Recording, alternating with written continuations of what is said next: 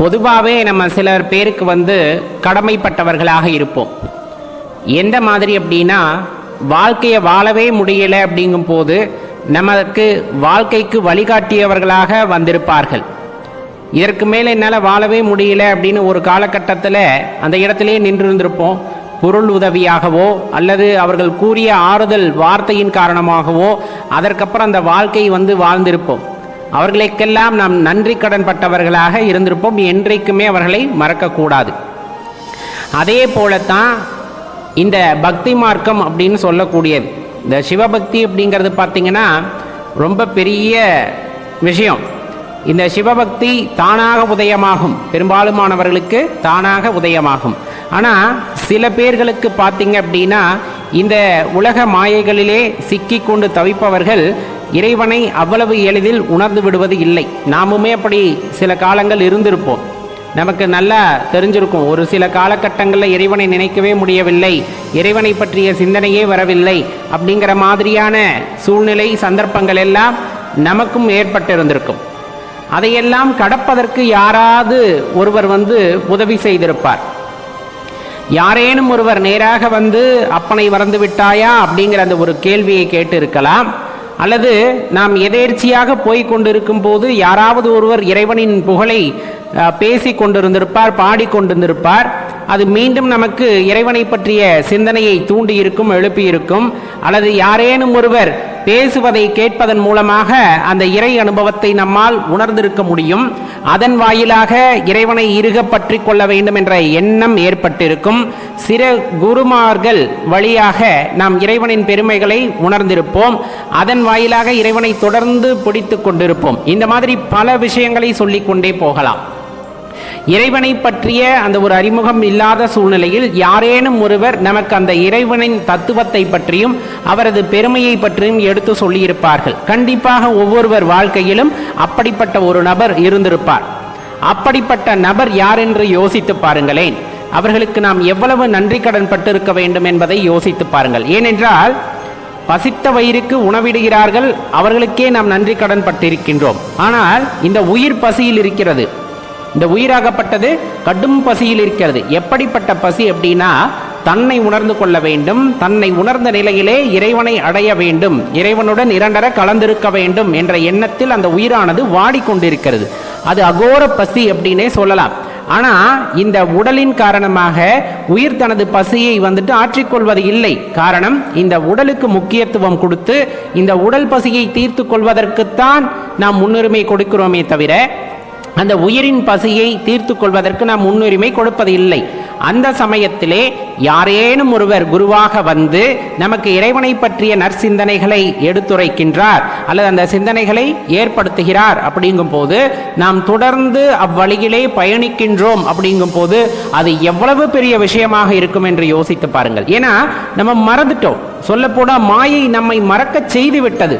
தொடர்ந்து சிவமந்திரம் சொன்னவர்கள் தான், தொடர்ந்து சிவபெருமானை வழிபட்டவர்கள் தான்.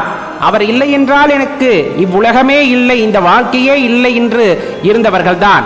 ஆனால் என்னவோ தெரியவில்லை, சில காலகட்டங்களிலே என்னை அறியாமல் நான் மறந்திருந்தேன் சொல்வது தவறு, இருந்தாலும் தற்காலிகமாக அந்த மாயையால் சூழப்பட்டு இருந்தேன் அப்படிங்கும் போது என்னால் கொஞ்சம் கூட அந்த வாழ்க்கையை நினைத்து பார்க்க முடியவில்லை அப்படிங்கிற எண்ணம் தோன்றும். அப்படிப்பட்ட இருண்ட காலத்திலிருந்து நம்மை மீட்டு வருகிறார் ஒருவர் அப்படிங்கும் போது அவர் சாக்ஷாத் நமது குருவாகவே இருந்திருப்பார். அப்படிப்பட்ட நபர்களை நம் வாழ்க்கையில் எப்பொழுதுமே மறக்கக்கூடாது. காரணம், இறைவன் ஒவ்வொரு செயலையும் தானாக நேராக செய்வதாக இருந்தாலும் அந்த செயலானது நமக்கு புரிய வேண்டும் என்ற ஒரே காரணத்திற்காக யாரேனும் ஒருவரை கருவியாக பயன்படுத்துவார். அந்த கருவியாக பயன்படுத்தியவரை எப்பொழுதுமே நாம் நினைவில் நிறுத்தி கொள்ள வேண்டும். ஏன், உங்களுக்கும் அந்த இறைவனுக்குமான ஒரு பாலமாக இருந்தது யார் அப்படின்னா அந்த கருவியாக இருந்த மனிதர் அப்படிங்கிறத நம்ம மறந்துடக்கூடாது. அது மனிதராகத்தான் இருக்க வேண்டுமா அப்படின்னா கிடையாது. இங்கு இருக்கக்கூடிய உயிரினங்களில் ஏதொன்றாகவும் இருக்கலாம். காரணம், திடீரென்று ஒரு நாயை பார்க்கின்றோம், ஒரு பூனையை பார்க்கின்றோம், அது செய்கின்ற செயலை பார்க்கின்றோம். அது வந்துட்டு இறைவனை நமக்கு ஞாபகப்படுத்துவதாக இருக்கிறது அப்படின்னா அந்த இடத்தில் இறைவன் வந்துட்டு அந்த உயிரினத்தை கருவியாக பயன்படுத்தி கொண்டார். எதற்கு? நமது மனதினுள்ளே அந்த இறை அனுபவம் வருவதற்காக, இறை சிந்தனை வருவதற்காக, அந்த ஞாபகம் வருவதற்காக அவ்வுயிரினத்தை ஒரு கருவியாக நமக்கு பயன்படுத்தினார். அப்படின்னா அந்த கருவியை நாம் எப்பொழுதும் மறந்துவிடக் கூடாது. எந்த நிலை உயர்ந்தாலும் அந்த கருவியாகப்பட்டது நமக்கு இல்லாமல் இருந்திருந்தால் நம் வாழ்க்கை இப்படி உயர்ந்திருக்குமா என்ற எண்ணத்தை மீண்டும் மீண்டும் மனதிலே நிலைநிறுத்த வேண்டும். ஒரு கட்டத்திலே எல்லாம் இறைவன் அப்படிங்கிற அந்த எண்ணம் உண்டான பிறகு அந்த கருவியும் இறைவனே அப்படிங்கிறத நாம் உணர்ந்து கொண்ட பிறகு எல்லாம் இறைவனாக தோன்றும். எல்லா உயிருக்குள்ளும் அந்த இறை தத்துவம் உறைந்திருப்பது நாம் உணர்ந்து கொள்ள முடியும். அது மிகப்பெரிய விஷயம். அது மிகப்பெரிய விஷயம். அப்ப நம்ம யாருக்கு கடமைப்பட்டு இருக்கின்றோம் அப்படிங்கிற அந்த ஒரு எண்ணம் அல்லது அந்த ஒரு நினைவு எப்பொழுதுமே மனதிலே இருக்க வேண்டும். அதுதான் குரு பக்தி அப்படின்னு சொல்லக்கூடியது. ஏன்னா ஒரு குரு அப்படிங்கிறவர் தனது மாணாக்கருக்கு ஒரு தெளிவு ஏற்பட வேண்டும் என்பதற்காக அரும்பெரும் செயல்களை செய்கின்றார்.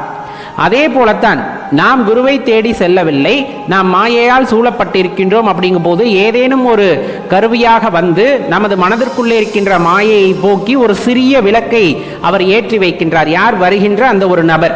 அந்த சிறிய விளக்கு என்னாகும் அப்படின்னா அந்த இருளை போக்கி போக்கி ஒரு பிரகாசத்தை மனதுக்குள்ளே உண்டாக்குகிறது. அந்த பிரகாசம் உண்டாகும் பொழுதுதான் நம்ம இத்தனை நாள் எப்படி இருந்தோம் அப்படிங்கிற அந்த உண்மைத்தன்மை நமக்கு புரிய வருகிறது. வாழ்ந்த வாழ்க்கை ஒரு வாழ்க்கையா அப்படிங்கிற கேள்வியும் நமக்குள் எழுகிறது.